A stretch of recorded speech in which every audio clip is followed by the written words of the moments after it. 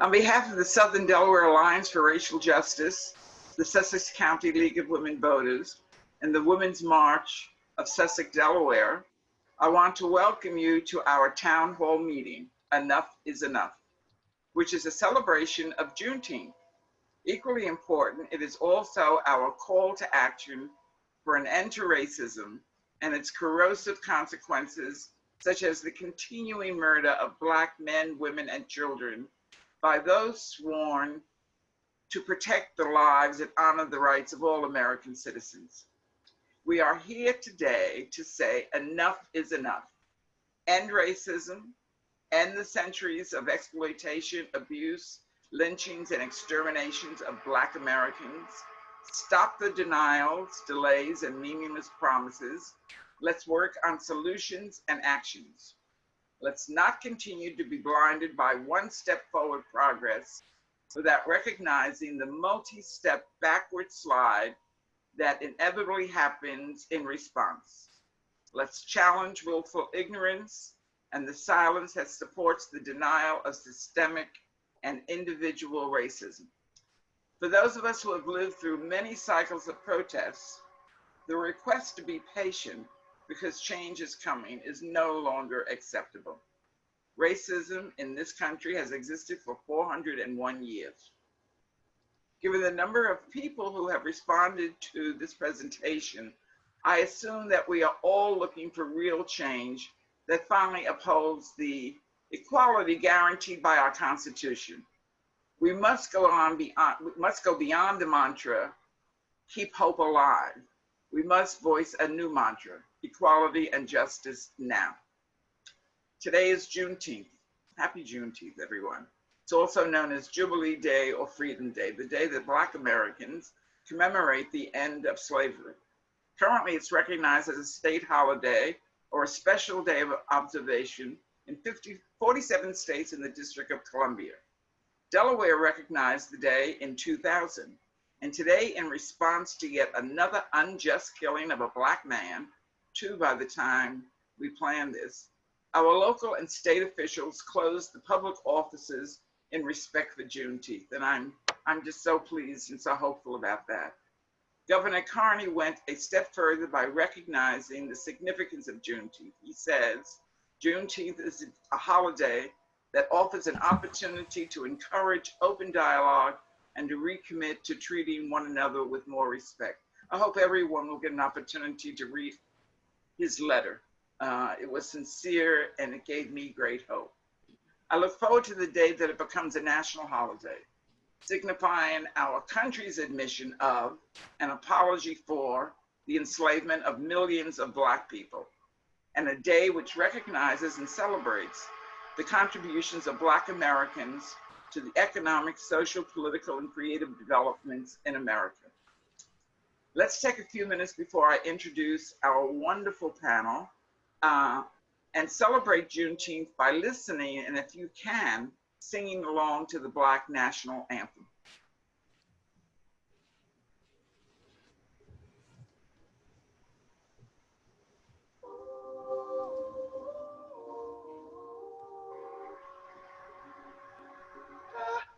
Every voice and sing to her heaven, ring with the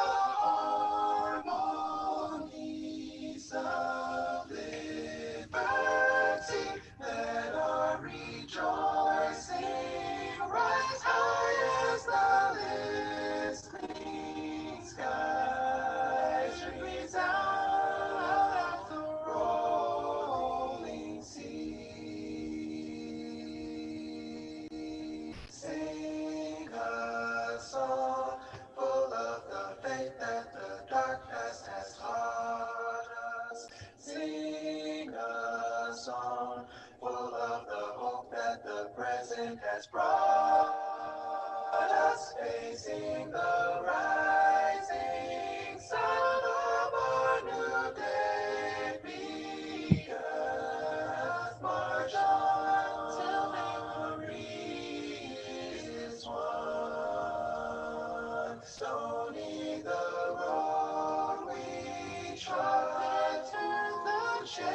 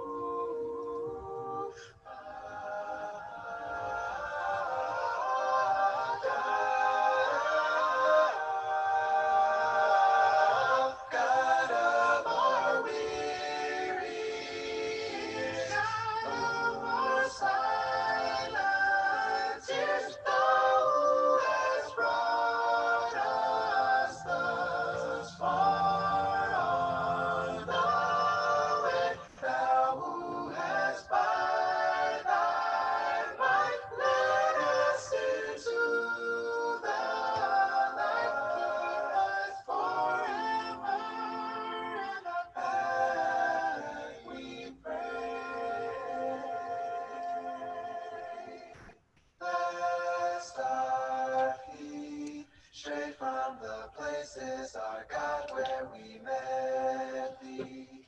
Blessed our hearts, drunk of the wine of the world, we forget thee. Shadow beneath thy hand, may we forever stand. True to our God, true to our God, true to our native land, true to our native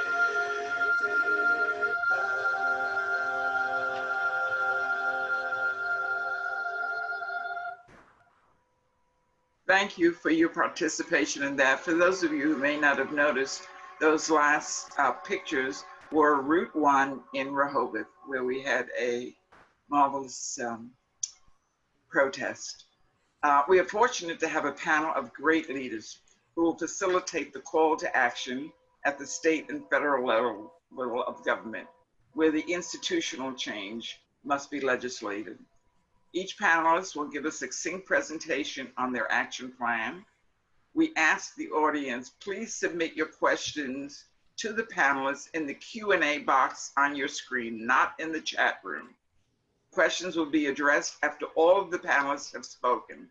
Our co-host Calvin Jackson will give the selected questions to the panel.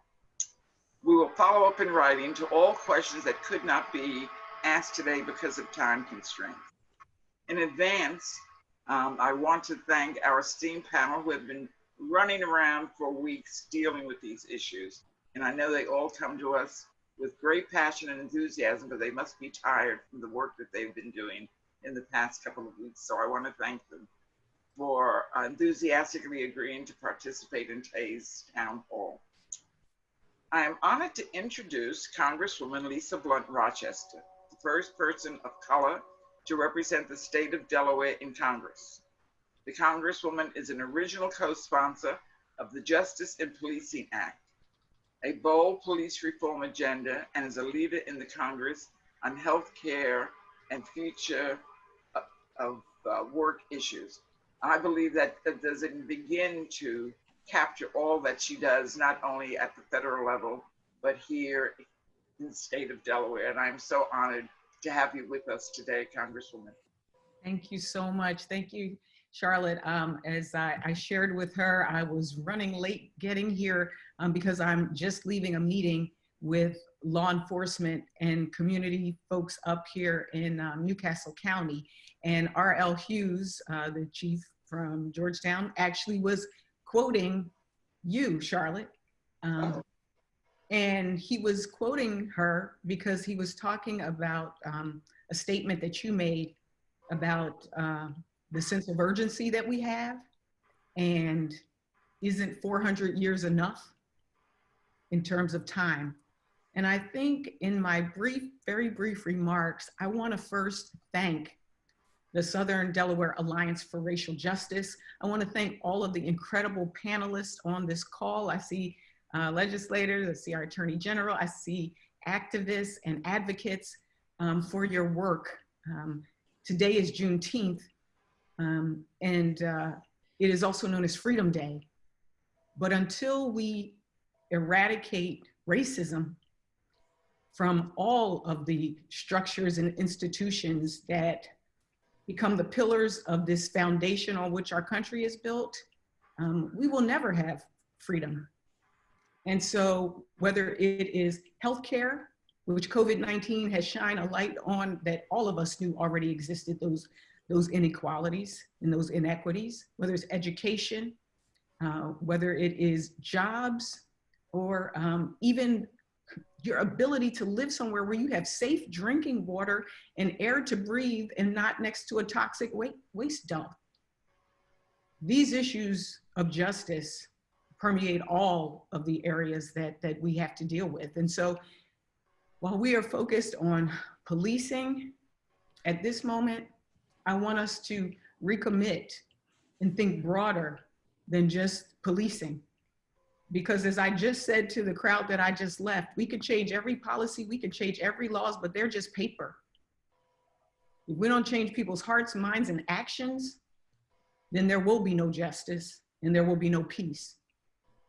And so I thank you for the work that you're doing. Just briefly, I will share with you that as was mentioned, I am a original co-sponsor of the Justice and Policing Act of 2020, which deals with 4 main areas. 1, accountability of law enforcement. Number 2, transparency. Number 3, training. And number 4 is banning lynching, making lynching a federal crime. We know that there are a lot of different issues, and I can go through all of them, everything from what we have in this bill that deals with chokeholds, that deals with body cameras, that deals with the definition changing of willful to reckless, because we know if George Floyd, if we had to prove that the cop that murdered him, that it was intentional, that's a way higher standard than the fact that it was reckless. And so we have a lot to do on the federal level. We passed this bill out of a committee this week, and we will vote on it next week on the floor of the House of Representatives. It has over 225 sponsors in the first 24 hours. And that includes progressive Democrats all the way over to blue dogs that are conservative, because we know now is the time. But I also believe that where the rubber meets the road is right here at home. The work that has to be done on the state and local level. This is where you come in. This is where each and every one of us can make a difference right now. Our Delaware Black Caucus will share. I see Nnamdi on the screen. Incredible, incredible leadership. Attorney General Jennings, again, incredible leadership, trying to put these issues at the forefront. So what I can say to you on Juneteenth is that while we are going to celebrate our emancipation, let's recommit to our freedom. Let's recommit to our freedom. That's what the work is really about. So I thank you for giving me a chance to say something. I thank you for being on the battlefield with me, beside me, I beside you. And that's what gives me hope today. Just seeing you, knowing that we're in this together. Thank you. And I'm looking forward to the conversation. Thank you so very, very much, Congresswoman. And I want to stress that along with me are 2 of our partners that we work with daily, and that is the League of Women Voters, yes, and the Women's March Sussex County, and we share a common mission, and we share a passion, and we plan this together. Thank you so much to all of the sponsors and all of the partners. Thank you. Can you stay with us until we have some questions? I can stay a minute, but I am actually, some of you know, I have a vice presidential selection committee hat that I wear. Oh, and okay. And I'm not supposed to talk about at all. Okay, that's okay. But I have an interview this afternoon. We'll send you the questions. Okay, thank you. Thank you so much. And I'm going to stay as long as I can. Thank you very much. Our next speaker is Kerri Evelyn Harris. Kerri is a community advocate and organizer who works directly with impacted communities, as well as in concert with local and national organizations, such as the Methodist Action Program, Delaware Center for Justice, Working for Hero Action, and the Center for Popular Democracy, and many more. Ms. Harris is also the National Committee Woman for the Delaware Democratic Party.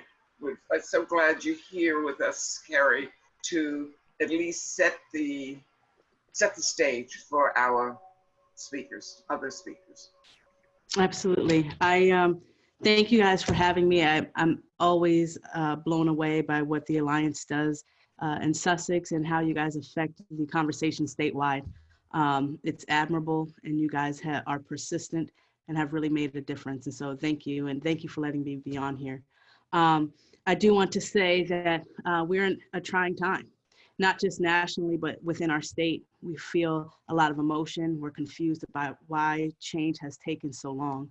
I can say certainly that the Congresswoman and the Attorney General have been on the front grounds with me, right? They have reached out, asked me to put them in touch with people who are leading protests to make sure that their voices are heard and that any legislation that they're pushing forward has the voice of the people written into it. And the same thing is happening with the Black Caucus. But I am known for my honesty, and I will say they can't do it alone. And they have a lot of people pushing against them on the inside. And so it's our job as the people to help them, to give them the reason, to call in to our representatives, to our other elected officials and say, this is what we want. So when they argue on our behalf, they can say, this is Kerri, and this is Bob, and this is such and such, right? It's not just me feeling this way. But I echo what the Congresswoman said. Before anybody touches the legal system, so many parts of our system have failed, right? And so when we say no justice, no peace, we want for people to understand what is necessary. When you fund housing, that is justice and that is peace. When you fund education, that is justice and that is peace. When you fund healing our environment, that is justice and that is peace. When you fight for equal pay and living wages, that is justice and that is peace. And that leads us to a place where we can then be on common ground. It is easy for the powers that be to say, look at that white guy, or look at that Black guy, or look at that Hispanic person. They're taking your job, they're taking your place, because we're all drowning. But we have to remember we're in this fight together. We're all looking for the same types of things. And the quicker we realize the struggles that we're all going through are connected, the quicker we realize our power. And we can back those elected officials that back us. But our voices, our vote, and beyond our vote, you can't just vote and then go back and then fuss. You have to keep showing up and showing up and showing up. And then they'll know your faces, and then they'll know you won't shut up. And then they'll say, we better pass this, or they're gonna show up tomorrow too. Change is on the horizon and we can make it happen. But we celebrate Juneteenth, and it's an important thing to celebrate, but we must remember it was 2.5 years after the Emancipation Proclamation that the final slaves or enslaved people were told that they were free. 1776, almost 100 years prior, Black people, Black enslaved people fought for the freedom of this nation. The nation that was founded on all men are created equal, and yet the complexion of your skin changed that. Even on Juneteenth in the 1800s, people were told there was freedom, and then there was fighting and fighting and fighting, and still we are lacking equal freedoms. So we should celebrate how far we've come, but we have to know that the walk is still continuing in front of us. The journey is not done, and we cannot be complacent, because those who want to keep us divided have not rested, and we cannot rest either until it is complete. So thank you again for having us, all of this entire panel, and thank you for joining us and finding out where your place is in this movement. Thank you very much, Ms. Harris, for those inspiring remarks. And I look forward to further conversation after we hear from the other speakers. Our next speaker is Representative for District 1, Nnamdi, which I'm going to mispronounce, I'm sorry, Chukwuocha. In 2015, Governor Markell, then Governor Markell, named the representative and his brother Al Mills, known as the Twin Poets, as the State Poet Laureate. In 2020, the Twin Poets were named Academy of American Poet Laureate Fellows. To read his poetry is to gain tremendous understanding of the Black American experience. And for anyone who has not read his poetry, go out right now and buy the book. There is much, it's just beautiful, beautiful words and knowledge. Integrating that knowledge into his leadership role in the Delaware General Assembly can only produce good results. And so I give you our state representative. Thank you, Ms. King. Thank you for that introduction, as well as for the invitation to participate. On behalf of the other members of the Delaware Legislative Black Caucus, we are honored to have our voice represented here today as we speak about change and the need to look forward to not only from where we've been on this day of Juneteenth and recognizing and celebrating the many freedoms that we have, but also today looking at the many challenges and opportunities that face us as well, and what we can do as a community and as a united body to begin to address them. As was mentioned, the Black Caucus, we presented a few weeks ago our Justice for All agenda, which just entails to us the spirit of right now, the true pulse of our nation, seeking change, a direction, a opportunity, and for voices to be heard, and for leaders to step forward and to say, I'm listening to my constituents. I'm recognizing that the voice of my community, the pain of my community, and wanting to take some deliberate actions that speak to the need for change, not just the immediate issues, but some long range issues. We had some immediate direct legislation, such as the chokehold bill, which I'm a presenter on, as well as some long range. We created the African American Task Force, which in partnership with Delaware State University. Representative Frank Cook will be leading a law enforcement accountability task force. These are long range issues that are they're not going to be here shortly. These task force will work on systemic racism and how the discrepancies within our community continue to manifest. And the task force will deal with everything from community violence. In my district, just over the past 8 days, we've had 6 shootings. And those 6 shootings, last night, a young lady in our district that, in critical condition today.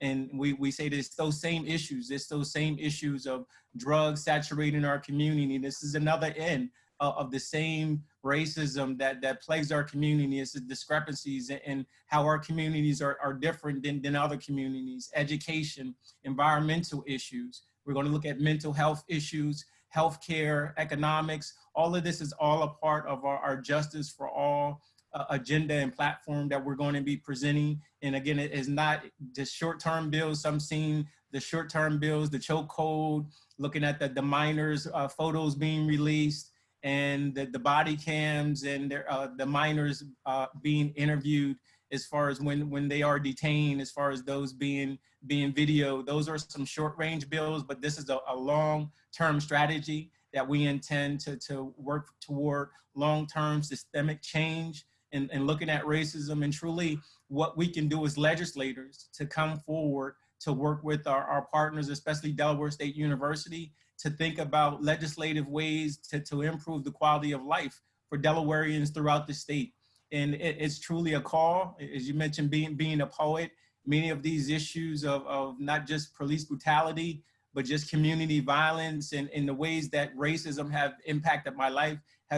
I've written on this since I was in high school. My first poem was about, well, my brother's first poem, but I mean, we're noted for, was about community violence. And we've been writing on this our whole lives now as adults. It's the same thing that drives my work as a social worker, that drives my passion as a legislator, and wanting to truly be a voice for my community and to reach back to the next generation and give them the sense of understanding that you are our future. You are the ones we're doing this work for, so that tomorrow these struggles that we're facing today, you won't have to. We know that it's a long road when you think about accountability. One of the things I'm so proud about in my home city of Wilmington, a few years ago, we were able to bring in a new police chief, Chief Tracy, and he's done a fabulous job. In one of the communities I work in, the Western City community, have one of the highest incidents of violence throughout our state. And the community policing in that neighborhood has dropped crime significantly in every area, and being able to realize that it takes that community policing. So as we think about reform, it's those two words, community and policing. What can we as a community do? And then also understanding what policing means. A part of policing is not just the authorities, but also the role that we play ourselves in policing our own selves as a community, and the way in which we go about building our supports for the officers, as well as vice versa. Having a police force that recognizes and supports the community and works with the community to implement plans and to bring forth change. So again, on behalf of the Delaware Legislative Black Caucus, I'm honored to be a part of the presentation and to speak on behalf of our Justice for Now agenda. Thank you very, very much for that presentation. And I'll hold my questions. I have a few questions, but I think we'll hear from our final speaker, who also has a legislative agenda. Our final speaker is Attorney General Kathleen Jennings.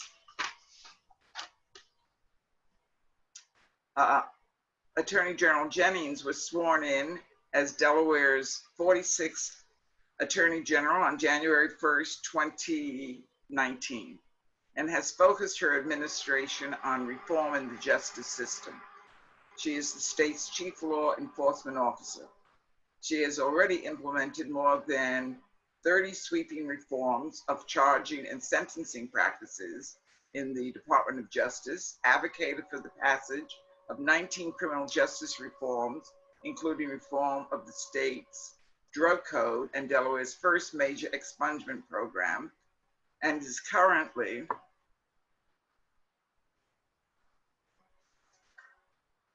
advocating for 15 police reform measures through a platform endorsed by the Delaware NAACP.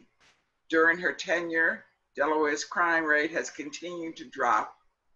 Delaware's prison population has fallen by more than 20%. And I attest as a member of the Alliance and of the League of Women Voters, who has been down to Dover lobbying, that there were a lot of legislation that was presented in our last session that was introduced by the Attorney General and the office. So I look forward to your response to our current crisis. Thank you, Charlotte, and good evening, everyone, or good late afternoon. Congresswoman, we were in the same meeting together, and we're really honored. I am honored to be here among you on Juneteenth. It's a privilege, and I am very grateful, and very grateful to the people who put this program together, and also honored to serve with such great panelists. You have a panelist of doers, thinkers, but doers, and it's really wonderful to see that all in one place. And so let me begin. I'm going to begin pretty practically, and forgive me if I'm a bit of a lawyer, but I do have a PowerPoint. And so I want to present some information through the PowerPoint. And if we could turn to accountability within law enforcement as the first slide. So it's the next slide.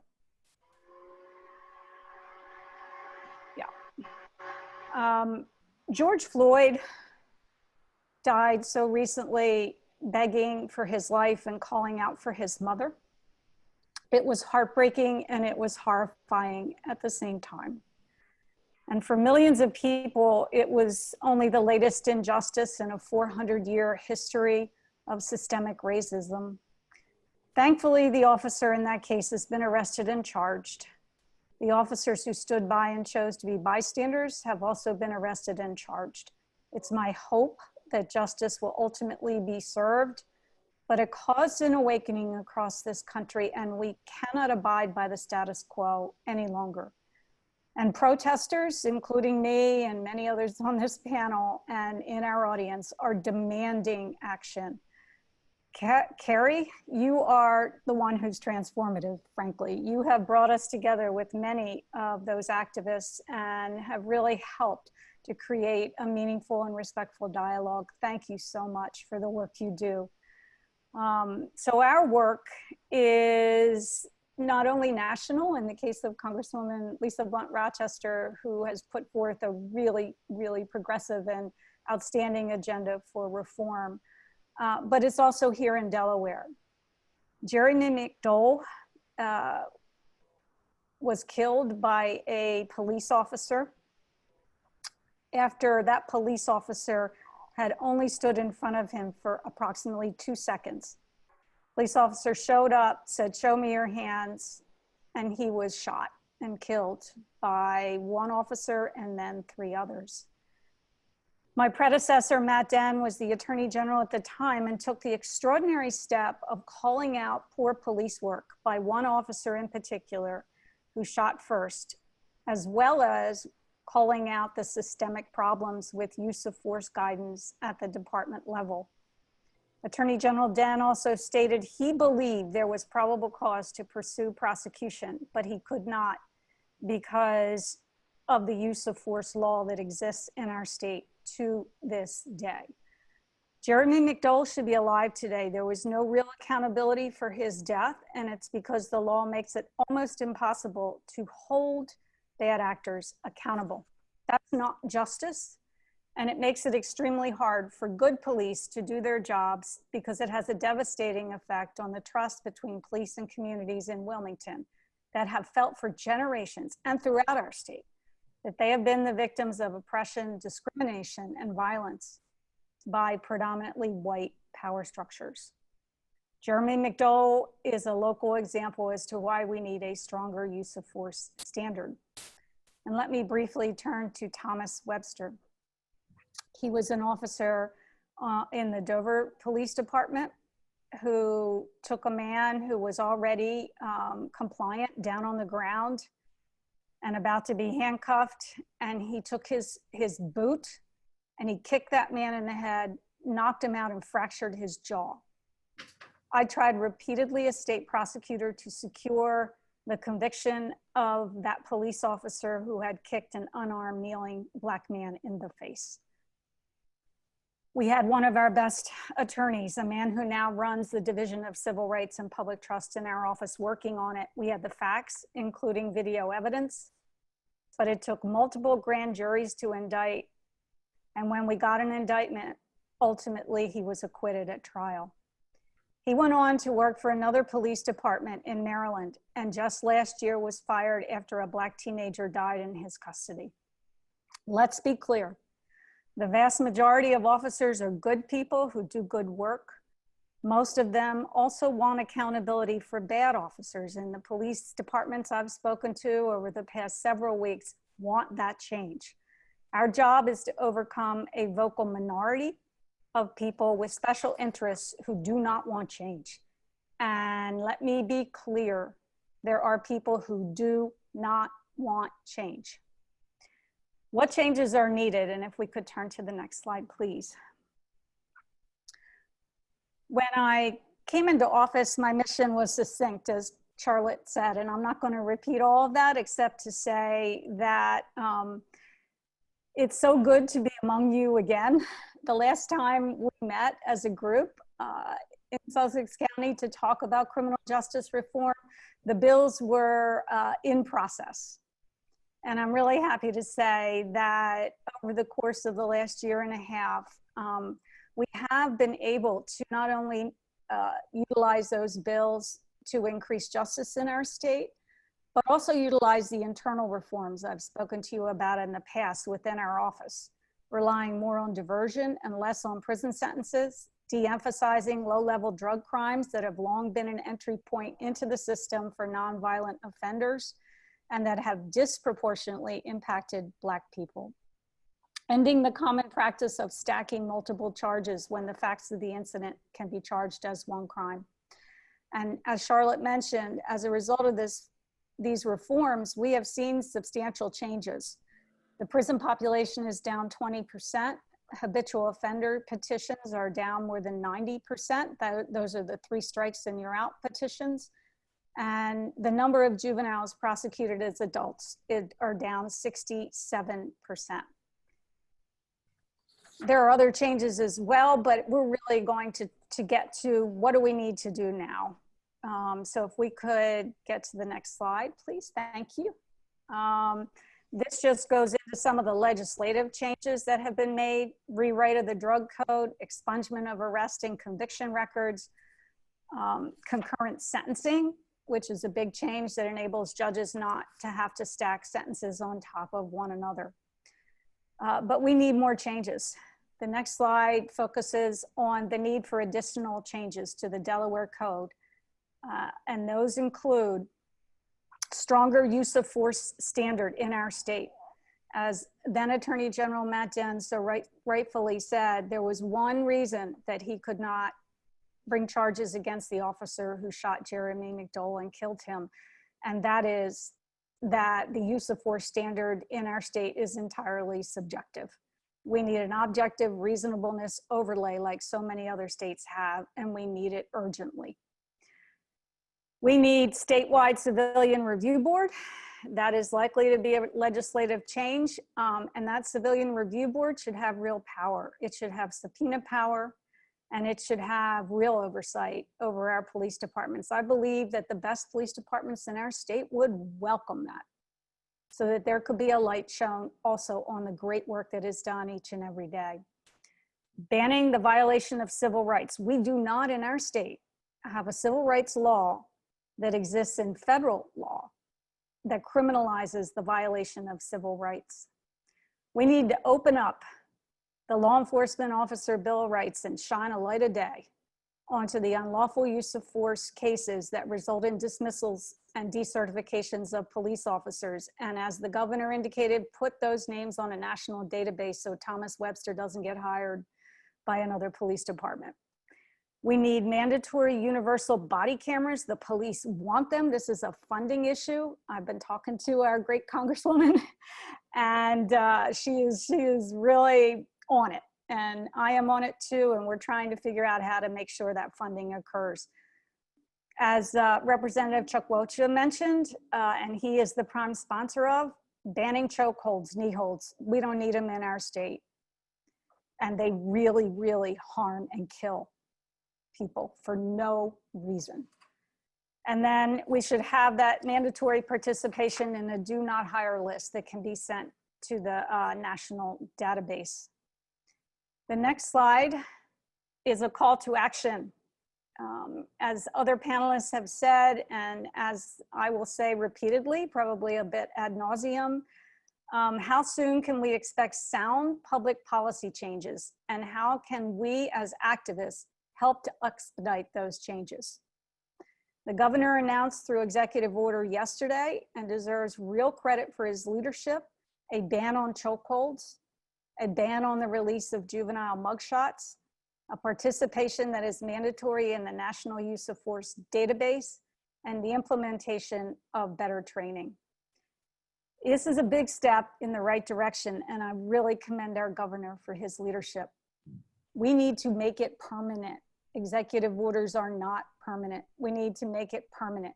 We need to go beyond state government, and we need to continue to advance the cause through some of the priorities I've already identified.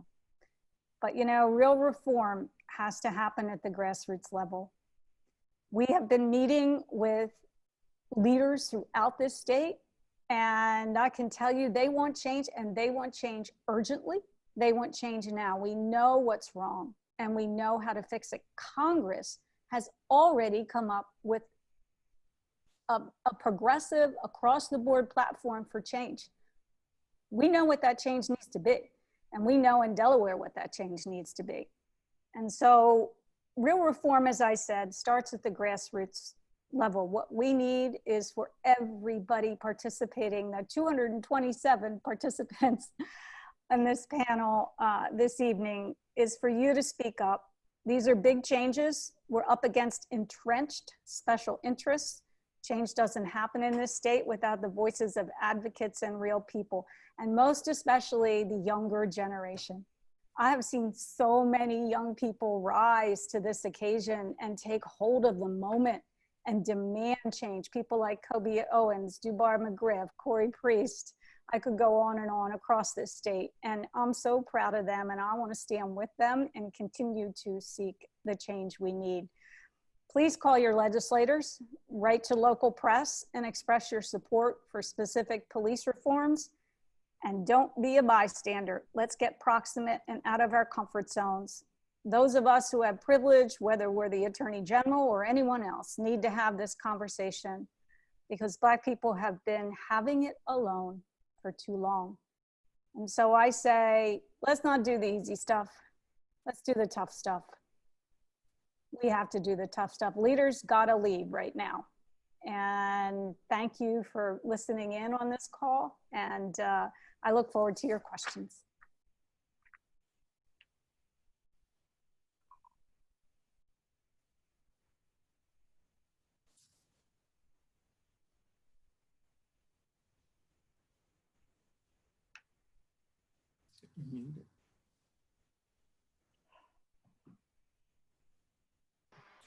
Thank you very much. I mean, I feel very hopeful, but I also want to concur with you that I feel very proud to be a Delawarean after reading about the executive orders that the governor enacted so swiftly. And I feel that change will come. I appreciate what you're going to do, what our Representative Chukwuocha is going to do, and what the federal agenda is going to do. Before I turn it over to Calvin Street with questions from the audience, let me use my prerogative as moderator to ask a question. I noticed that the statewide NAACP also has an agenda. And I wondered how you as Attorney General and you as the representative, have you taken into consideration any of their demands? Some of them which are very similar to what you've said. They want to get rid of chokeholds. They also talk about the revision of 3 specific chapters or pieces in Chapter 11. Have you met with them? Yes. We met within the last couple of weeks, and we met formally with the executive board of the Delaware NAACP and with some of the members in different meetings. And we endorse the agenda that they have put forth to the governor and me, and we fully endorse it. So the changes in those statutory sections that the NAACP is asking to put into law are changes to the use of force law in our state, because they know from the Jeremy McDowell report that it is that the way the law is now makes it almost impossible to prosecute these cases.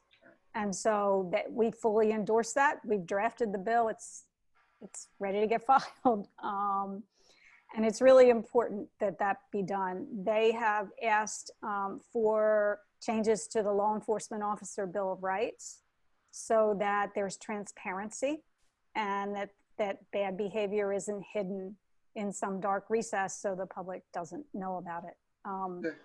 And so we've embraced the changes that they've asked for. Congresswoman Lisa Blunt Rochester and I authored an opinion piece in the News Journal recently that mentioned a number of these changes, and it was endorsed by the Delaware NAACP. So we're working hand in glove. Okay, that's good. Would you like to add something to that, Representative? Just saying on behalf of the Black Caucus as well, many of our agenda items for the Justice for All platform, they are right in sync with the NAACP's requests. And I mean, many of them are very similar. Some of the legislative actions that we are going to undertake under that platform go hand in hand with the NAACP's recommendation.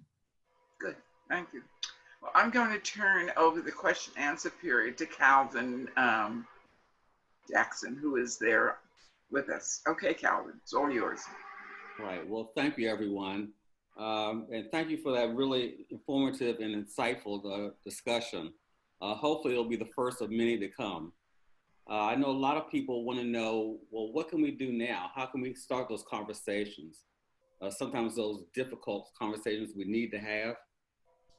So I want, before I get to the questions, there are 2 programs coming up that I want people to be aware of. The YWCA and the Southern Delaware Alliance for Racial Justice are presenting a 6-week series called Dialogue to Action. This is really a dynamic program that moves us from talk to meaningful action.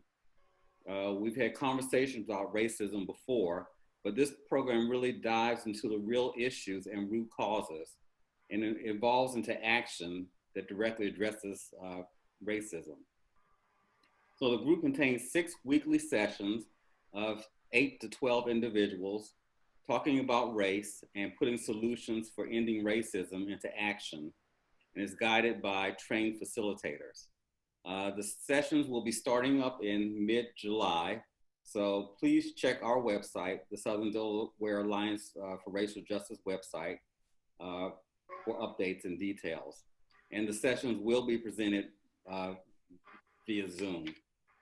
Also, the League of Women Voters of Delaware is presenting an ongoing series, the Diversity, Equity, and Inclusion Awareness Program, beginning in early August.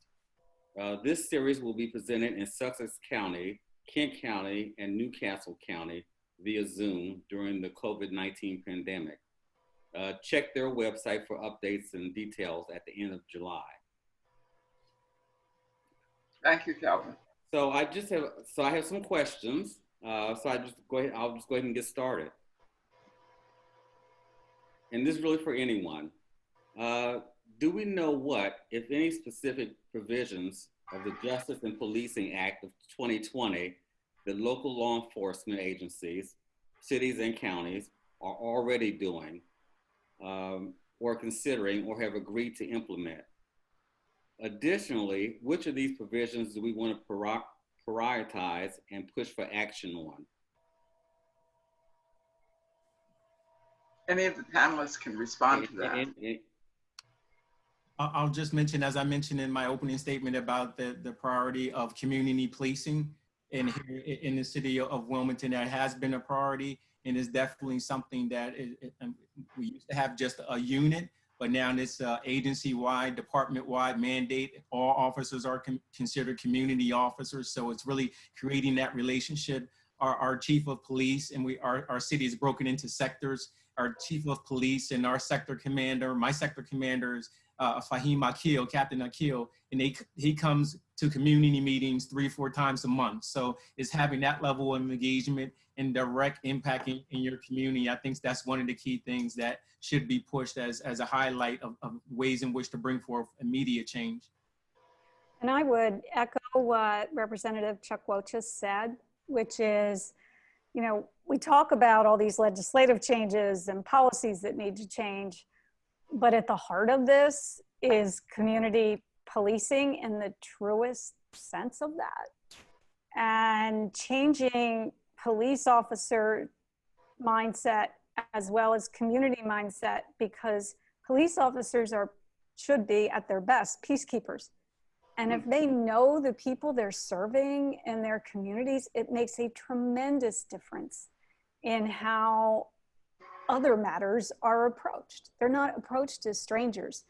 President Obama's report, the president's report on 21st century policing, emphasizes the value of community policing that is in the federal bill.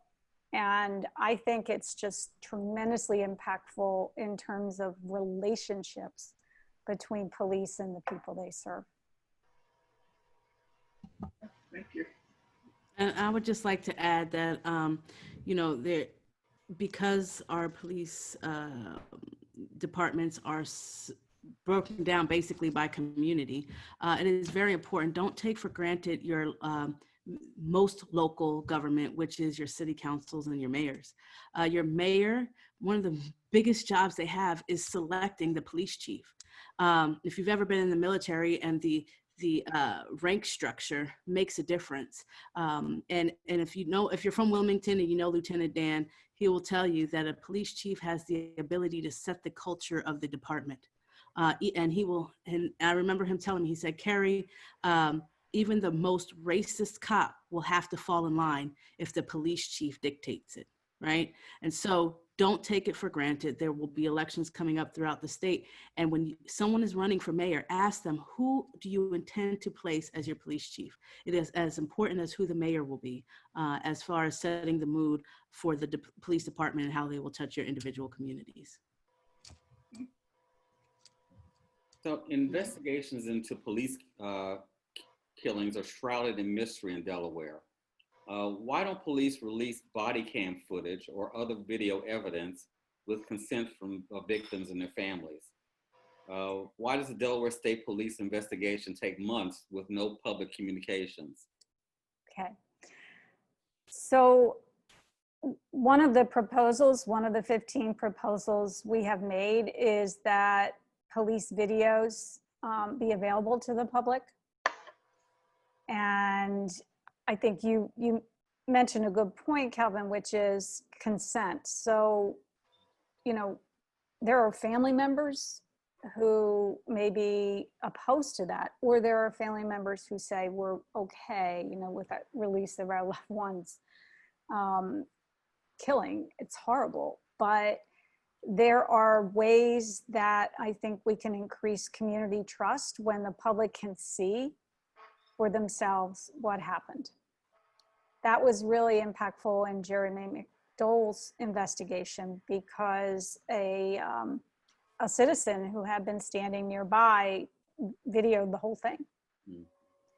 And so I think, first of all, we should have body cameras on every police officer in this state so that you can see, the public can see firsthand what actually happened.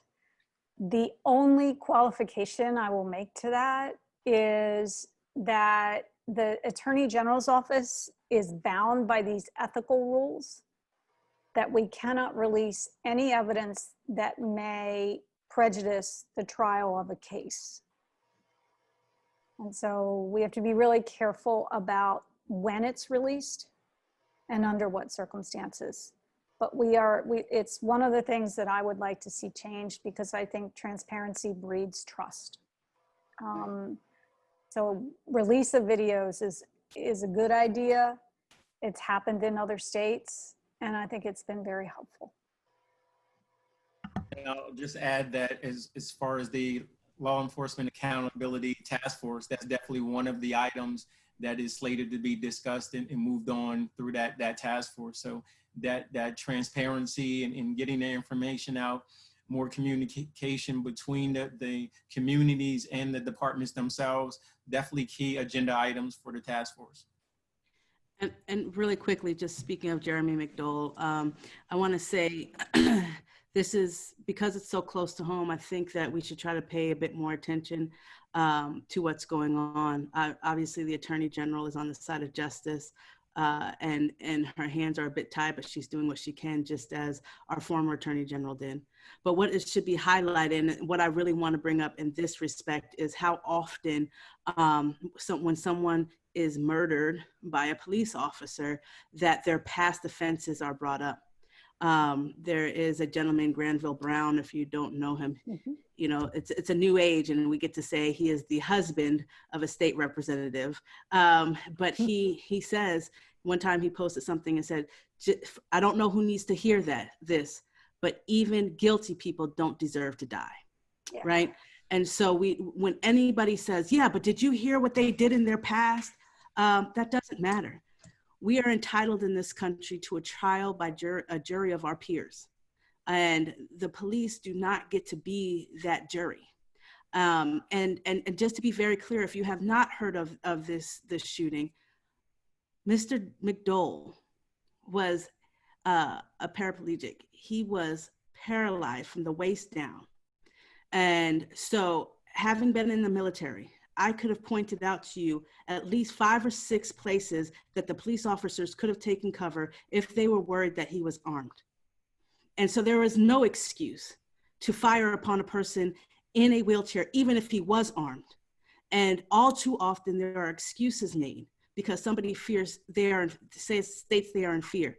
And I guarantee you, having served in the military and served under the Uniform Code of Military Justice, we have more restrictions against us on how we deal with enemy combatants than police do here in the streets of America, which we are sworn to serve and protect. And so that's something we need to consider. And I really do believe to my core that a police officer, in the same way that a military member, should be held to the highest standard of our law, because you have taken the charge and said that you will uphold these laws. You studied them, you know them. There is no excuse to do anything less than the best. If we can teach our children that you must be the best version of yourself at all times, we should expect that of all of our role models, especially those who are given a little bit more power than the rest of us. And so please, I encourage you to look into the Jeremy McDowell case. This Tuesday coming up at 10 a.m. in Wilmington, there is a march in their honor. The family did feel forgotten in 2015. Now a lot is happening, and this is our time to say, we're sorry we didn't know then. We know now, and we stand with you. And even if Attorney General Jennings cannot make something happen because the law ties her hands, this family needs to know that we understand that there's brokenness and that they're not in this alone. So if you are able to make it, please do 10 a.m. And it's posted on my all of my social media. All right, thank you. So Kerri, you bring up such a good point, which is we're not our criminal record. We're human beings. And it's so easy to judge other people and to just see them as, well, you have a criminal arrest history, so, you know, you're less than. Well, that's not true. There's a young man in our office named Corey Priest, and, you know, just please forgive me for this, but I'm just going to tell this story. It's very quick. I got to know Corey at the Achievement Center in Wilmington, which has been a very effective reentry center for people leaving prison. And Corey was working as a counselor there, and I was on the board of the center, and we got to know each other. We just formed this bond. And Corey said, well, you know, I spent 2 years in jail for a drug offense. And he was as a counselor, and just has this natural born ability to connect with people. He's a born leader, and he's really empathetic and understanding and knowledgeable about the issues that people face coming out of prison. So when I was elected Attorney General, I called Corey and I said, Corey, we need you in our office. He said, you gotta be kidding me. He said, the Department of Justice who prosecuted me, you need me in your office? And I said, Corey, you're the change. You're the change, and people need to see that. And you are the best spokesperson for change I know. You are not your criminal history. You know, he's gotten his pardon, and I'm happy to say the judge in his case signed an expungement a couple of weeks ago, and it was a day to celebrate. I mean, what an amazing human being. But when you know people, you know they're humans. They're not, you know, the sum of a criminal history on a rap sheet. And I agree with you, Kerri, that when we see killings, we often see it accompanied by, well, so-and-so had prior run-ins with the law and had this arrest and this arrest. Well, they don't deserve to die. They just don't. And along with that, you know, I'm really happy to see the governor issue the executive order, no more posting in the media of juvenile mugshots. We've been fighting that battle. And I know that that's an aim of our legislature, to make sure that that becomes permanent with all the 40-some police agencies in our state. Why in the world are we putting juvenile mugshots up on the media? Because we know once it goes up, it never goes away. And that's going to haunt them forever. It's just wrong. Right. So I see Very good examples. Yeah. So I see we have some questions also from our attendees. So I want to get to some of those also. So this is really for any of the panelists. What is the specific plan that you have for police reform? What do you hope to change with police? And what does everyone want to change with police? So in other words, what would you change with the police? What are you hoping to, what type of reform are you looking for? Well, I'll just say, I mean, as a representative and someone who's very active in my city and in my community associations, and wanting to have a relationship that's improved, one that mirrors the relationship that our officers have for our communities, the same we have for them, where it's a mutual respect, and also bring more diversity into our police department. I know year after year, every academy, we try to get more African Americans onto the police force in the city of Wilmington County, throughout the state. But we have to make it where the community wants to embrace being law enforcement. And we have to make sure that's understood, that we need you there. We need the young men who are graduating high schools to say, you know, I want to choose this, I want to choose that, and realize it as a profession of something of value to your community, something that truly means that you're being a voice for your community. We have a new young officer in our city who I'm just so proud of. You know, he's often, you see him at the basketball court shooting, you know, at 30th Street Park with the young basketball in his full uniform, but he's rebuilding that relationship. And to have this relationship where young people begin to see him as a model in what the police officers represent. To me, that's the change that I'm hoping we can begin to bring. As Reverend King said, you cannot legislate morality. You can't fix everything through law. Some of it is just that human interactions. It's us working together to be the best individuals that we can be, regardless of the system that we're a part of.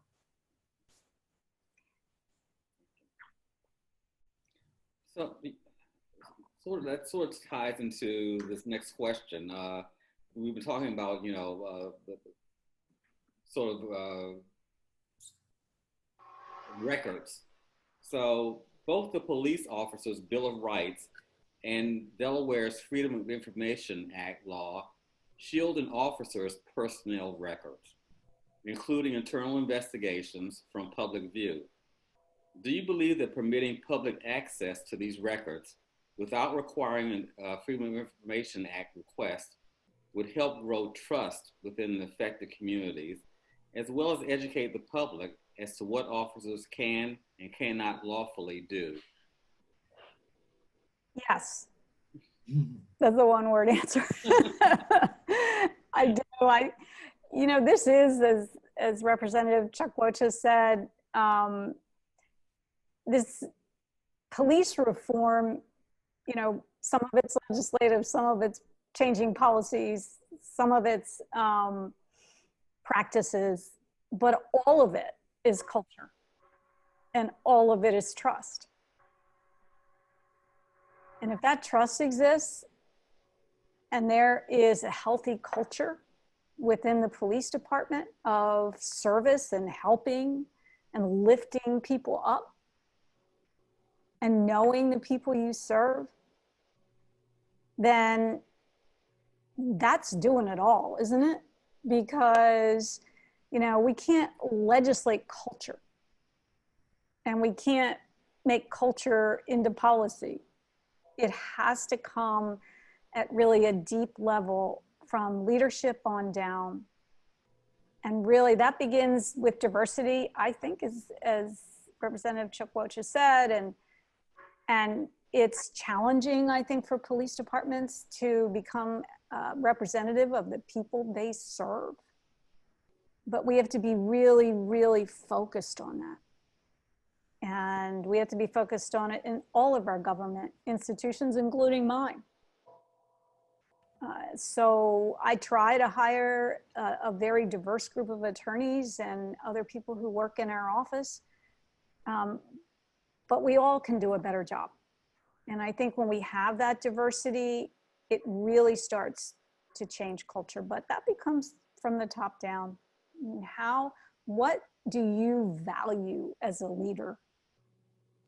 And you have to be really clear about what you value and what you say, you can't do that here.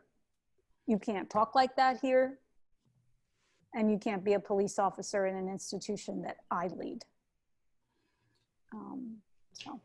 Kathleen, can I add a comment to that before the next question? Because Attorney General, you rightly say we can't legislate morality. But during our years of town hall meetings, we have brought in panels of recently ex-offenders, citizens, or felons who have returned to the community. And we asked them, what was the thing in prison that was most, that you would want something done about, that was most unhelpful? And they said the loss of humanity, that they were no longer Mr. Jack or Mr. Brown, they were a number. Or they were somebody snapping their finger and said, get over here, thug. And if somebody for 10 years is calling you by a number or by some degrading name, and as we all know, you are what you become what people remind you are. And though we can't legislate that, is there a way from your office or from somewhere within the state to say to the heads of these agencies, to wardens, to commissioners, there's got to be a different way of communicating. It's part of the rehab. Because if someone comes out of prison, they've actually lost their sense of identity. They become a number, or they become AU. And worse than that, I'm not repeating their profanities because we're here on this soap webinar. But what can you all do about that?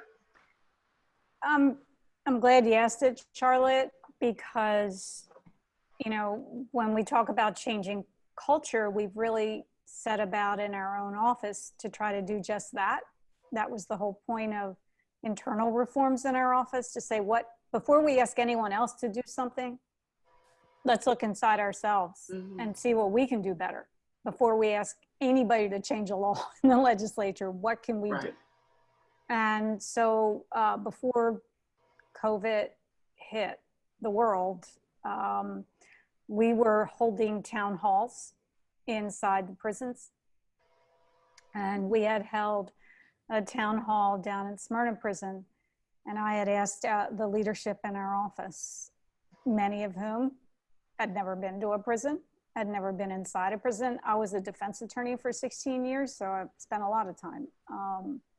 But we were gonna sit down and have a conversation with people inside the prison who could say to us, what would you change? You know, what would you change?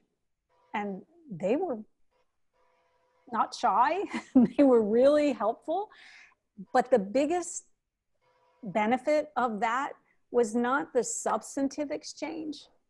It was the fact of the exchange. Because when the supervisors in our office walked out, they said, oh my gosh, these are like people, they're human beings. They, you know, they have wants, they have needs, they have feelings. And one of the best things that was said, I thought, during the exchange was a man who had been in prison for quite a while said, you don't know us.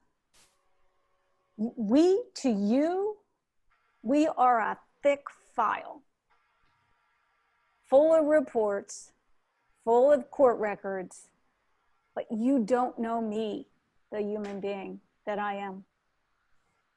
And you need to know me to know whether you should take a chance and support a commutation or a pardon. And he was so right. I'll never forget it. But it's just understanding we're all human beings and we're not a number for sure. I know we're crunched for time, but No, actually we have lots of time. Okay, so I just want to make sure I want to echo what the Attorney General said, that it starts with us, and there are going to be laws and such, and we should back them and make sure that they get seen through to the finish line. But so those folks that don't know me, I'm biracial, and so my father is Black, my mother is white, and I often say I've been fully immersed in both cultures, because it's a rarity for people who are biracial to fully be immersed in both cultures. And I'm saying this so that for a couple of reasons. In America, I'm always seen as a person of color, either Black or mistaken as Hispanic. Rarely, even when white people get to know me, will they ever see me as anything but Black. And that I'm fine with that, but that's just the realities of our world. But I say that because it's to challenge us, right? It's to challenge each and every one of you to say, if you can't look at Kerri Evelyn Harris as just as Black and just as white, then what is it in our education as an American that prevents that from being seen, right? And that's something to really get in touch with. We all have prejudices if we're honest with ourselves. And it's important to be honest with ourselves so that we can break through and then fix what's going on. Because of what has happened, there's been conversations on both sides of my family. And I have a cousin who is a correctional officer in California. She happens to be white.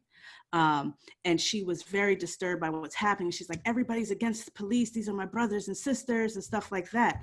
My other aunt, one of my white relatives, was saying, yeah, I know they shut down the streets. I was very concerned. People just need to get things together. And then my uncle, and I have to be honest, I didn't expect him to be the one to say this. One of my white uncles says, yeah, but what are we going to do about racism in the police, right? And it literally brought me to tears, because I needed my white uncle to say that, right? Because I have grown up Black in America. And And it's hard to explain those things. It's hard to explain what it's like to walk through a store and be followed. It's hard to explain that what it's like to be pulled over and truly be fearful. It's hard to explain what it's like to have school counselors think that you're less. I have run for office, and I've heard people say things to me that they never said to a white person running with the same qualifications as they said to me, right? As if I had an audacity or quite an arrogance to assume that I belong in any room that I enter, so long as I work hard enough to be there, right? And so I remember saying to him, one of the most important things that can be done is in the circles when people are having conversations that we used to just brush off and say, oh, that's Uncle such and such, or that's my coworker, in these circles that are segregated because that's how America is. That you say, you know what, let's not jokingly use the N-word. Let's not say, yeah, Black people are lazy. Let's not, when somebody makes the comment, yeah, well, yeah, he died, but did you know he had a criminal history? But stand up and say, but he didn't deserve to die. Or Black people work really hard. Or yeah, the system is set up. And that's with race or gender or sexuality. We have to start saying things, because by the time somebody is raised, by the time somebody's 5 years old, their idea of racial identity is set in America. And so if it continues as they're adults and they're able to say things and they believe that it's okay because nobody ever says anything, if they decide to become a police officer and they're put in a community of color and all of a sudden all of those ideas that have been told that it's okay and have been enforced because nobody spoke up, it's easier for them to fall into this idea of racism and to kick someone when they're down and to shoot someone because they're afraid, because all their lives they're saying, aren't Black men scary? If nobody speaks up, by the time someone's given power, they're just doing what they've been programmed to do. So it's on all of us to have those conversations. Congresswoman Blunt Rochester often says it's time for us to start having uncomfortable conversations. And for white folks that are out there and you're like, but it really is uncomfortable to talk to my parents or my uncle, I get it, because I am the Black family member of a lot of white people. I get it. And oftentimes I have to carry that message of Blackness to my white family members, of which I am equally of them. So please don't make the excuse of it being difficult, because it is, but it's necessary. And if you're sitting on this program, you want to see change happen, and it happens with you. You're absolutely right, Karen. I just want to make one comment. It's Brian Stevenson who has said over and over again, also the head of Equal Justice Initiative, that we must have that conversation. We must have that proximity to change the public narrative. And I go back to what Calvin offered us. That's what our dialogue to action is. People getting involved. Our goal in the Alliance is to spread dialogue to action throughout the entire county, with the hope that everyone, especially those who are most uncomfortable with you, participate in those conversations. And I'll turn it back to you. Yeah, I just want to make one quick point on that segment about inside of the institutions. My brother and I often visit our youth detention centers all throughout the state, and so often go in there and we see youth who we've worked with, and it gives you that sense of like, what could we have done differently so that this young man or young lady isn't inside of this facility. One of our first visits as representatives in the 105th General Assembly, Representative Mimi Brown, Frank Cook, myself, and I believe it's one other representative with us. We visited the Smyrna prison, and it was very eye-opening, and it hit me almost very similar to the juvenile detention centers. When you walk in, so many people in this, they were, hi, Brother Nnamdi, this and that, and saying hi, and it gives you that sense. To me, it hit me harder in saying, not only about changing what's happening inside, but the change that needs to take place inside of our community so that these young men stop ending up in here.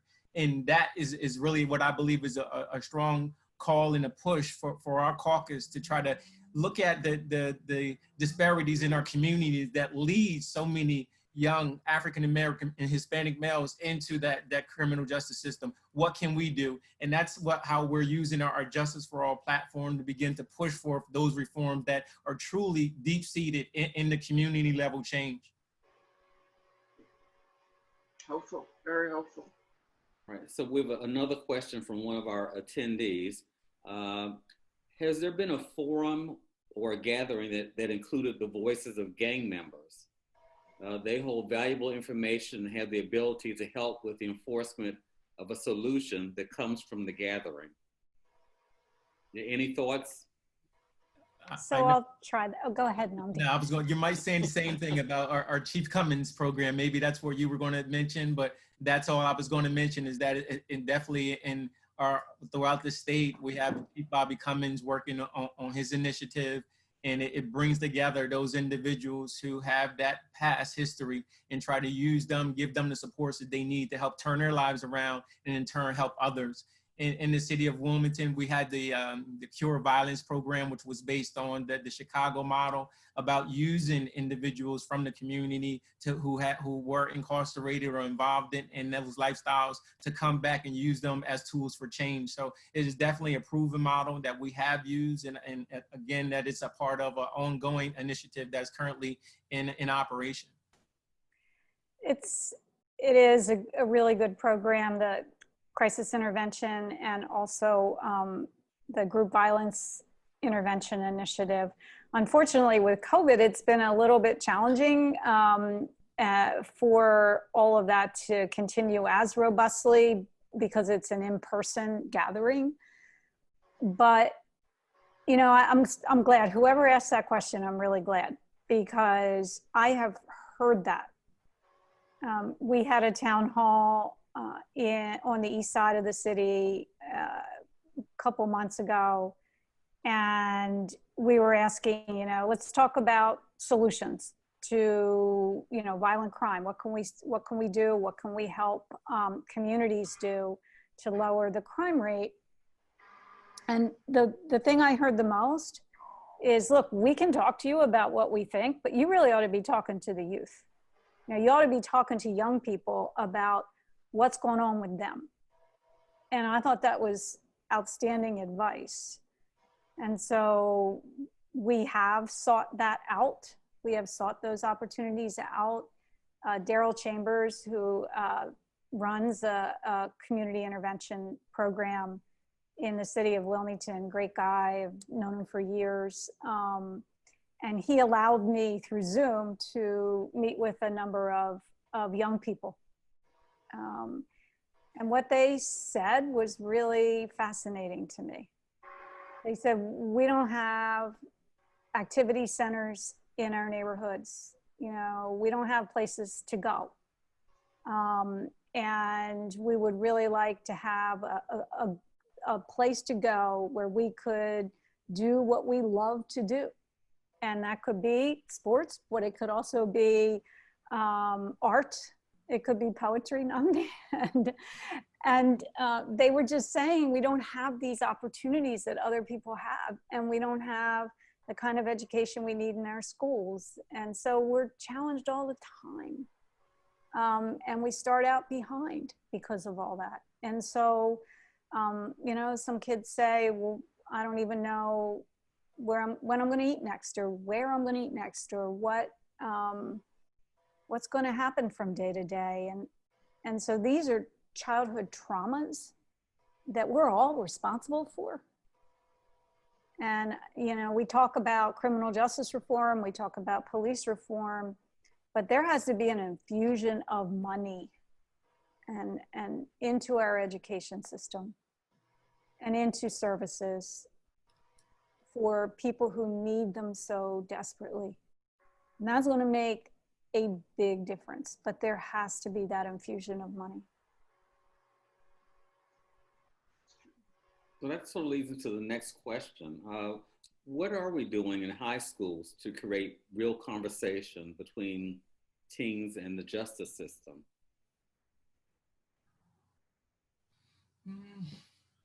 I mean, there are some, as we're calling them, courageous conversations that are taking place. Again, I'll mention one of the favorite officers here in my home city of Wilmington, Delaware, Captain Akil. He has a workshop that he takes around where he speaks to youth in particular about, you know, what do you do when you're engaged by a police officer? These are your rights. This is what you should do. This is what you shouldn't do.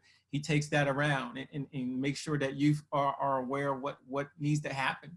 And as the Attorney General said, there is such a void in youth programming in our city. We have so many, the East Side that she mentioned, the once heart of that community, the People's Settlement Community Center is now just a shell of what it used to be with if any, very few true actual youth programming. I mean, they lost their funding, and it's just really a shell of a building. And so it begins there when youth have the opportunity to go to places and begin to have a conversation about this is what my community is, when my community is giving to me. Not the only place I can go to truly get a job is to the corner to go do this or be a lookout guy, but I have opportunities in my community that provide me with advancement and ways to be engaged positively in my community. Those are the things that are missing in that conversation as it begins to go into the school, into the education system. And when the education system is pushing our children forward instead of pushing them out, then we begin to see that change in having more positive conversations and youth interacting positively with not only officers in the community, but also the SROs and constables who are inside of their schools. Yeah, and I think when we invest in our children also, they see that investment and they want to stay in the communities and give back to the community. No question. Absolutely. And I mean, that's 100% for those. I mean, not to take up any more time, but I'm not going anywhere. I'm born and raised in Wilmington. Wilmington has given me so much, and you couldn't pay me to live anywhere else. That's how much I love my city because of what it gave to me. And I want every child in our state to feel the same way about their community, and then they'll give back. That's the way you touch the next generation. So true.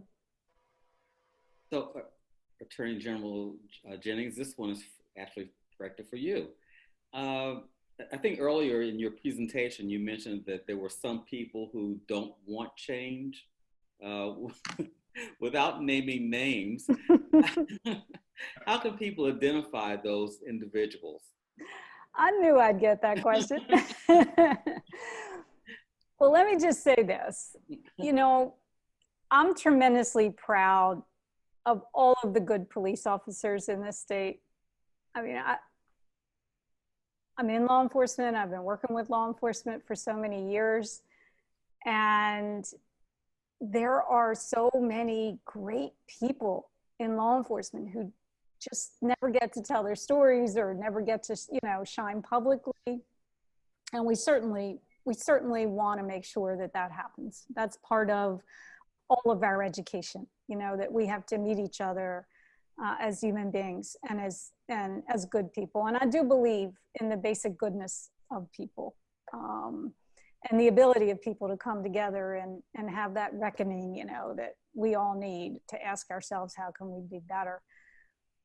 But, you know, there are groups who just think everything's fine here. There's no policing problem here. There's no need to make any changes. We're not racist. We're not, you know, and why in the world would we do anything differently? And so those headwinds exist. But I believe the greater number of police officers I've been talking to up and down the state, they actually want change. They say, we're open. We want change. Just let us be part of it. Let us embrace it. And then if we can do that and we can begin to have, like everyone keeps talking about, those difficult conversations, those honest conversations without somebody saying, oh, you called me a racist, so I'm walking out. You know, that's what, it's not necessary to walk out. It's necessary to open up our minds and hearts. And if we do it, we can make it happen. But there are headwinds, and sometimes it's lonely when you want to change the tough stuff, right? It feels really lonely, and everybody on this panel knows that, and I'm sure all the participants here tonight know those lonely moments when you feel like, oh my gosh, you know, I'm getting called this and I'm getting called that because I want things differently. But that's why we got elected, right? We didn't get elected to do the easy stuff. You know, that's why we're here.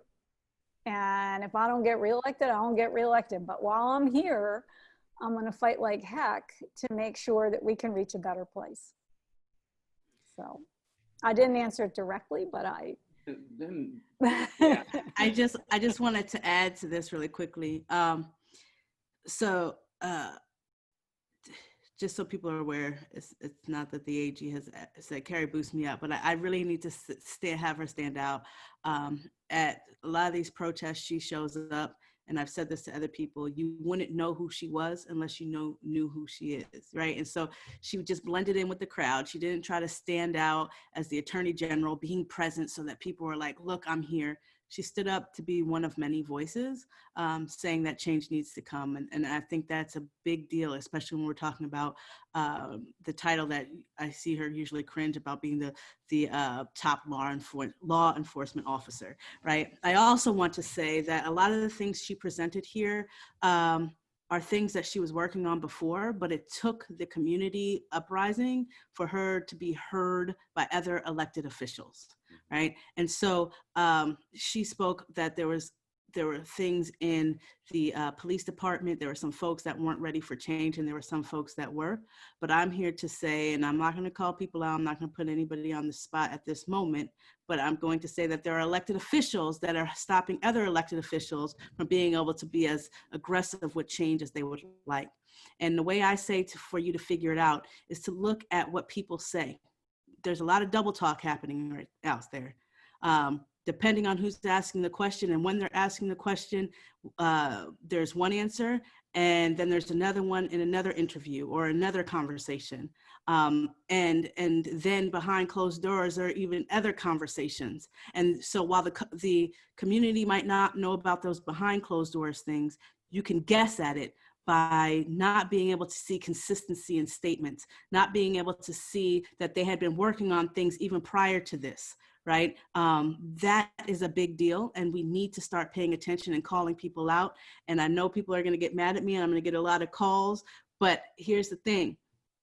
It's not good enough to have a firm handshake, a kind smile, and a witty comeback, to remember somebody's name, the name of their child, to have gone to school with them, if you forget them when you're writing legislation, if you forget them when it's time to really stand up and do the duty that you were elected to do.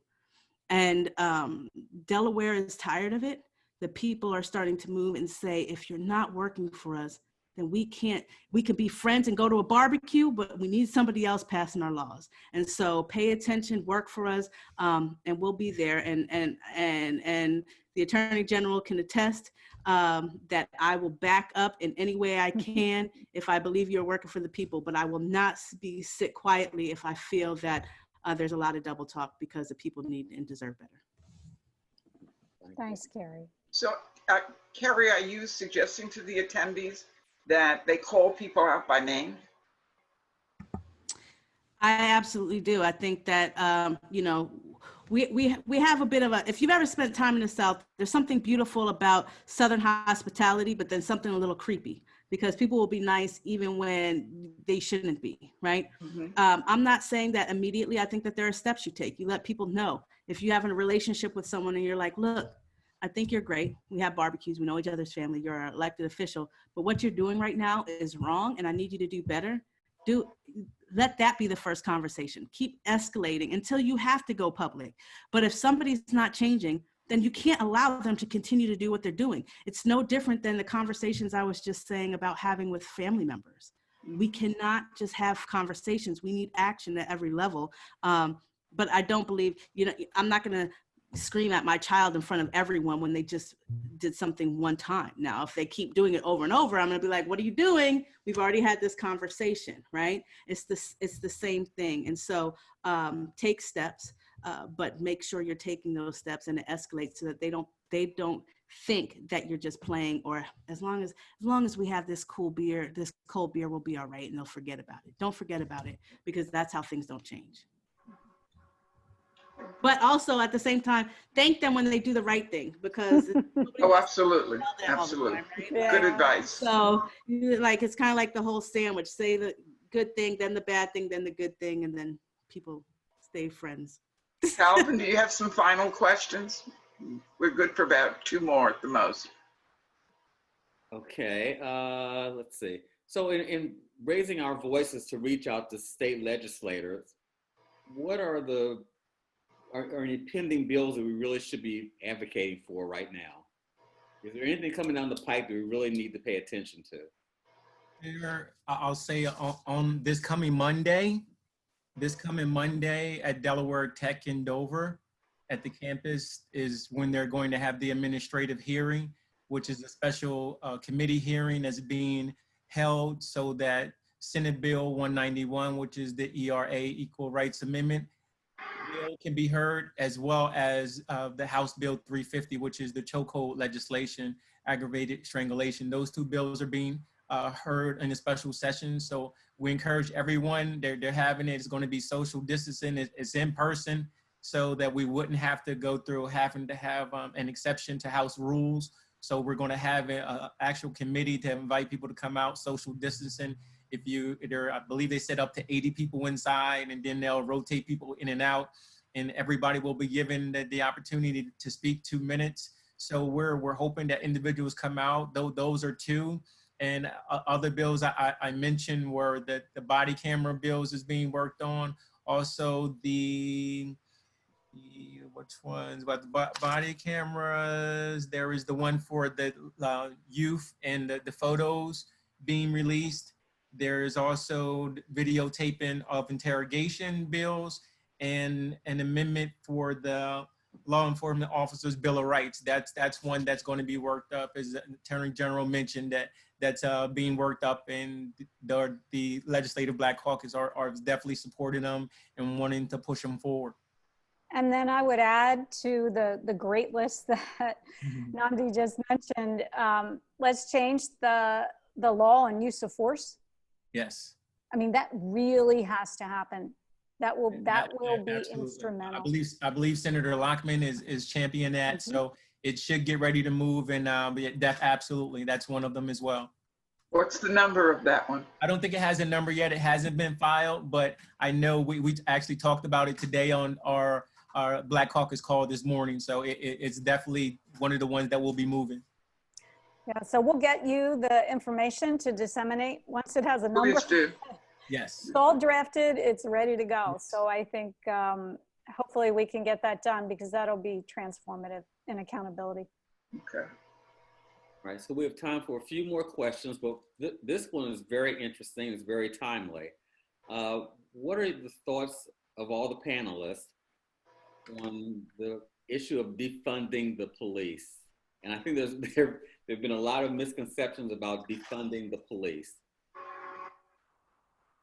I'll go for myself. I mean, I've had this conversation with my daughter a couple nights ago, so it's fresh in my mind and heart. And I believe that, like anything, there is always room for improvement, but I can't just say that something that happened in Nashville, Kentucky is going to work here, or something that is going to work here. Just like in the education system, you say a reform there, but until you've come to the city of Wilmington and you see our 4-district model where we lost our school district, you cannot compare it to anything or think that's something because it works somewhere else is going to work here. I'll say the same thing about defunding the police departments. I think that I don't need defunding. Maybe we can prioritize funding for different things, because in my community, I don't need less policing. I need more policing, especially in areas such as going after illegal guns and illegal drugs in my community. That's what's creating such a siege in my community, where this rampant community violence. So I need a better relationship with the community officers. As we said, our community policing unit, I would rather have those type of supports going forward. But just to say all out, we're going to defund and bring in more social workers. I am a social worker by profession, and I know we need more social workers, not only in the police force, but also in schools and in hospitals, in the VA. We need social workers everywhere. But to defund police officers, to say that for just, we're going to defund this because it worked in this small town, I believe it was Albuquerque or somewhere. I don't think that that's just a general model that we should just try to apply, working with a plan and a strategy with the various departments and based off of community needs. That's how we should plan and move forward. And I agree with that. I think the question for me is not defunding the police, but how do we get the right services to the people who need it the most and fund those services? So there are school resource officers, so law enforcement officers in our schools, but how many schools have mental health counselors? I mean, these are things we ought to be asking. These are the tougher questions, right? And I think it's important that we have the right services in the right places and that we fund them. And that the funding that goes to police should, as Nnamdi has so eloquently said tonight over and over again, we need police officers to be of the community and with the community. Do we need body-worn cameras? Yes, we need body-worn cameras on every officer, and that actually is going to cost money. And I know that there's some talk of federal funding for that to happen, but we really need police officers to be of the community, not to be defunded from it. So I'm going to take a bit of a different stance. And it's to say that I think defund, words mean a lot. And so I think that there was maybe some misguidance in the use of defund police. And unfortunately, because of hashtags, they have to be short so that we can write our tweets and stuff. But I would rephrase it instead as divest and reinvest, right? And it's not to say that we're taking police officers off the street. Some people want to abolish the police, and that's a whole nother argument. But this idea of divest and reinvest is to say that there can be better ways of spending money, right? Ways to, maybe instead of buying so many lethal bullets, we buy some rubber bullets. For instance, in the state of Delaware, every year we put out a list of the top paid statewide officials or government officials, right? And that this last year and year after year, you always have a certain amount of state troopers on there. This year, there were about 6 that were pushing $200,000 or more. Their base salary was about $70,000 to $90,000, right? With overtime, that's how they got to the 200,000 mark. If for that, let's say instead, like the representative said, that we instead hired another officer at the $70,000 mark or even at the $90,000 mark, we would have anywhere between $20,000 to $60,000 to then invest in something else, whether it's a counselor or in the body cameras or something of that nature. So when we say defund, I encourage people not to get so stuck on that word. And although I understand the power of words, instead try to talk about how we can reimagine the use of those funds in a way that keeps us safe, that doesn't make the police feel like they're unimportant, but also understands that there's a lot of other important things that need to be funded. Just like we said before, if you fund housing and education and healing our environment and equal pay, those things create justice and create peace just as much as police officers do, if not more. It will cut back on crime. And we've seen it in other places such as Camden, New Jersey, who did begin to defund the police, but it was defunding in reality being divest and reinvest. There is still a police department, but they started taking some of those funds and putting it somewhere else. So I would encourage you to have those conversations, and especially in this state where we really do care about words. Try to instead say divest, reinvest, and then have that conversation. And I think that even police officers, some of our conservative friends, family, and neighbors can get behind it and say, you know what, there is a better way to spend the funds and allow us all to feel like we have reached a point of justice. Thank you for that. Just one more question. Just one more. So what role should psychological evaluations play in the recruitment and promotion of police officers? How do we weed out the bad apples before a tragedy happens?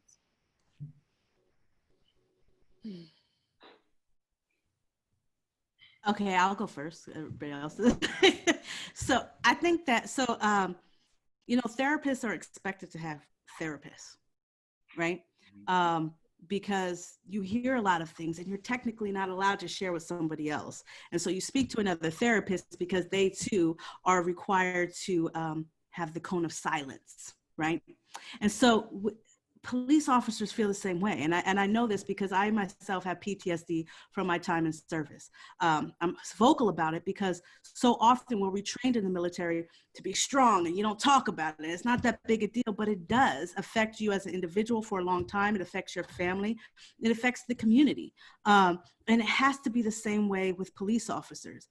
They're going in time and time again. When others run away, they're running in. And so, you know, we're sitting here a lot talking about the brutality because of some bad apples, so to speak, right? I call them corrupt cops and abusive cops and good police officers. I think giving their full title in the same way that we would respect the representative and the attorney general. Police officers earn that. Corrupt cops are corrupt cops and should be weeded out. But to help prevent those good officers from becoming corrupt or abusive, we have to make sure that we're giving them the counseling they need too. Just like we're talking about making sure that there are enough counselors in schools. They have to also be worked with to be deprogrammed from the education that was given to them just by virtue of being born in America. They too need to be deprogrammed from our former ways of training police officers. The majority of time is given with making sure that they can shoot correctly as opposed to learning how to de-escalate. They are taught how to make sure that they can fund our economy with tickets more so than they're taught how to sit and speak with their community members about how they can pay their own bills so that they don't end up in the criminal justice system. And so we have a lot that we have to give the police officers who are really trying to be the best that they can be and to be of service to our community. But that also takes a reimagining of funding. That takes some divestment and reinvestment in making sure that they are whole people when we ask them to be there for us in our time of need. Yeah, and it is a hugely stressful job. And I think, you know, we ask so much of police officers. We ask them to be social workers. We ask them at times to be therapists. We ask them to do everything. And right now, I think they're under a lot of stress because now they feel like everyone is attacking them and they're not valued at all. I think it's really important, as Kerri said, that we provide help. We provide the help that police are going to need through this difficult time to make sure that they're taking care of themselves. And sometimes that's psychological help. Sometimes that's just making sure that they're not working too many overtime hours, that they're not putting the burden of all this on themselves.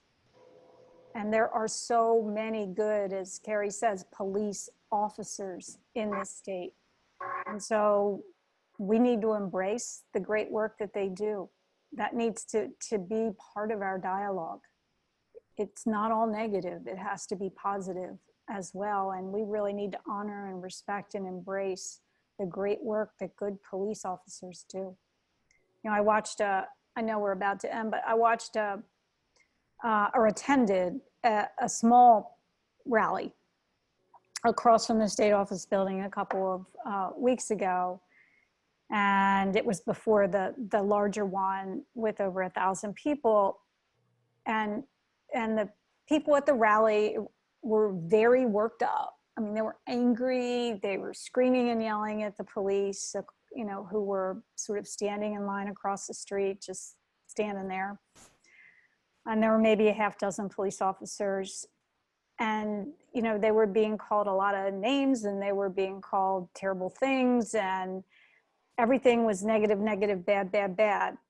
And I looked over at that line of police officers, none of whom I knew.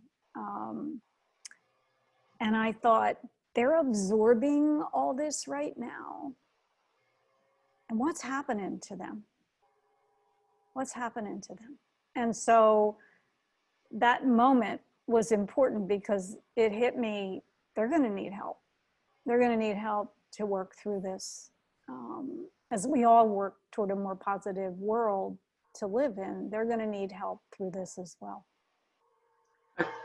Part of my comment, Calvin, on that, I agree with what you say. We have to provide that help, but I'm also a social worker, Nnamdi, And my question has always been, how do we do an interview prior to hiring somebody? How do we vet someone prior to hiring them?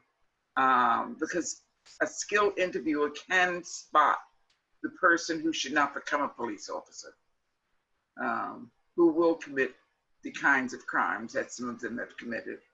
And so that's the other part of the equation, doing something up front. I know in speaking to the state police at one point last year, they said, well, we're desperate, so we hire people as they come and apply. Well, that's not good enough when you're giving someone the authority over life or death, or the power to have an authority over life or death. You really have to be careful of who becomes a policeman or a doctor or a lawyer or a teacher. And the interview process for most of those professions is much more intensive than it is for policemen, is my understanding. But that's for another day. On the other hand, if there are is there another question, Calvin? Well, I said that was the last question, but this last question is actually for you, Charlotte. What can white allies do in Southern Delaware to help the movement for Black lives? Well, I'm very encouraged by that. They can join us in the conversation. And once joining us in the conversation and becoming perhaps more aware and more comfortable, they can take that conversation to the many, many communities we have down here in Sussex County and have that same conversation with their neighbors and their social groups and their children especially, and their grandchildren, because we know that we cater in Sussex County to a lot of older people who are here influencing their grandchildren and their children. I think that and I think we do get a lot of support. It's interesting that the Southern Delaware Alliance for Racial Justice attendees are predominantly Caucasian, because they have come looking for a place to have that conversation. And they are often disappointed when they find that we don't have as much diversity as they're asking, or that they were seeking.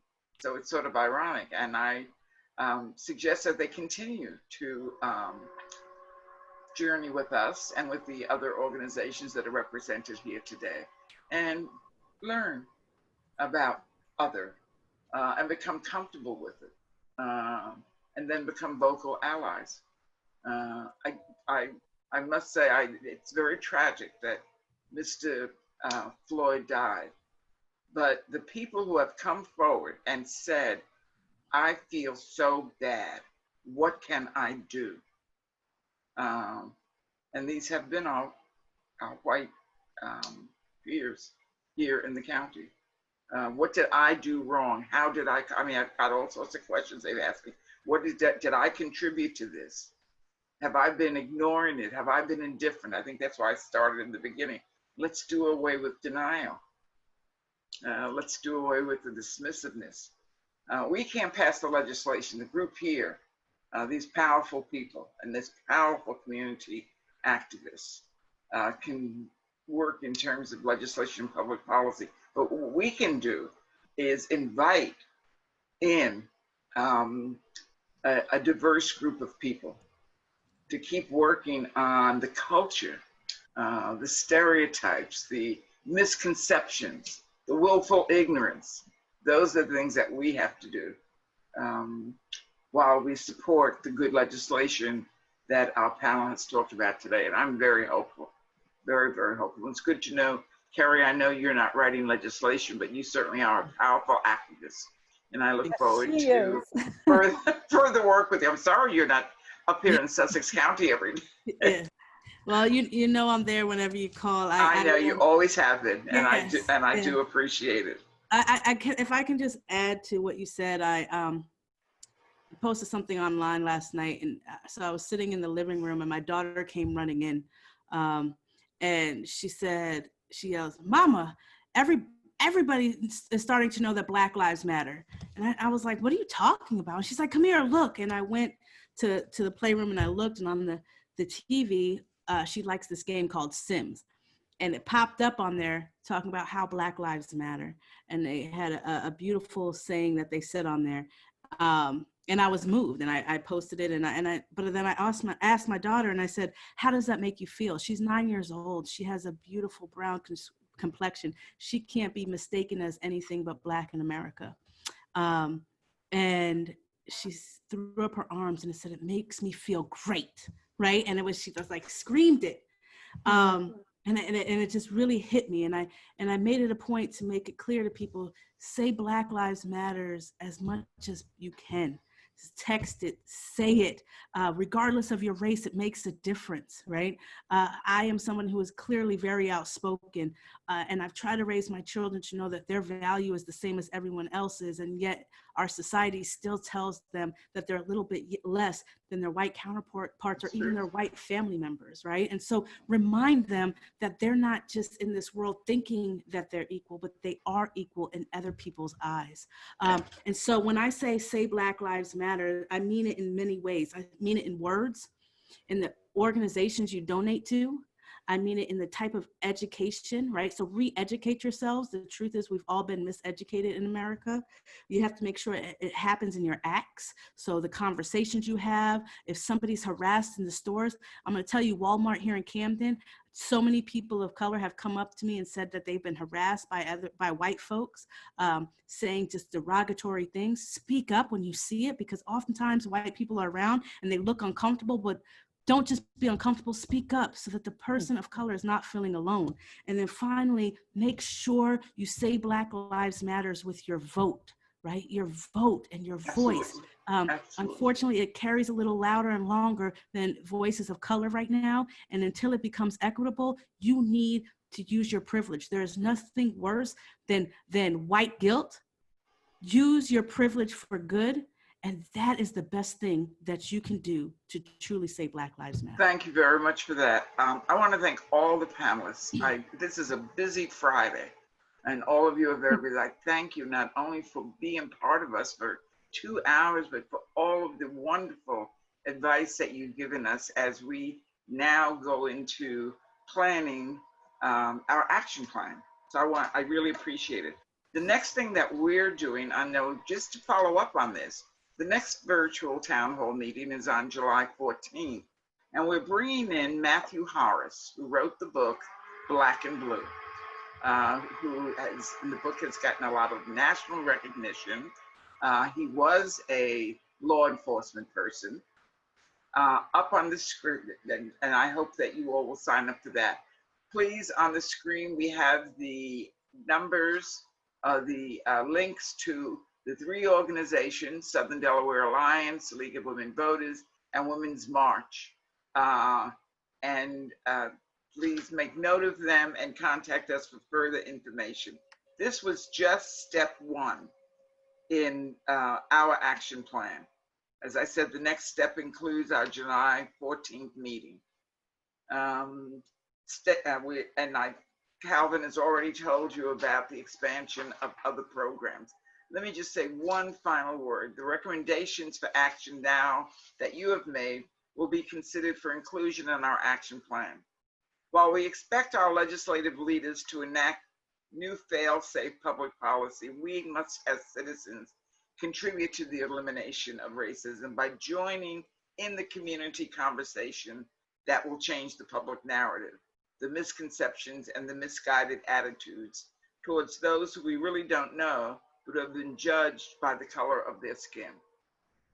Today is step 1 in our work together. Please visit the websites that we have shown you so that you can participate in those ongoing conversations, which we're going to have on a regular basis in any place we can and in any way we can. So this is our call to reach out to the rest of Sussex County, which is a challenge, but we are going to do it. I thank all of you attendees, if you're still with us. We really appreciate your interest and your involvement. And we look forward to your written comments, your written evaluation, which we'll be sending you a form, and your recommendations, which we promise will be part of any action plan. If I get up to Dover, I look forward to seeing you, Representative Nnamdi, and you, Attorney General, and Kerri, I can see you at various venues, but I hope we'll see you more down here. So thank you all very, very much. And hopefully I'll see you on July 14th, 7 o'clock at night. It's a virtual. Thank you, Charlotte. Thank you. By the way, the other person who will be there will be Nathaniel McQueen, who is the superintendent of the state police. He and Mr. Horace will talk about police and law enforcement. So join us. Thank you. Thank you.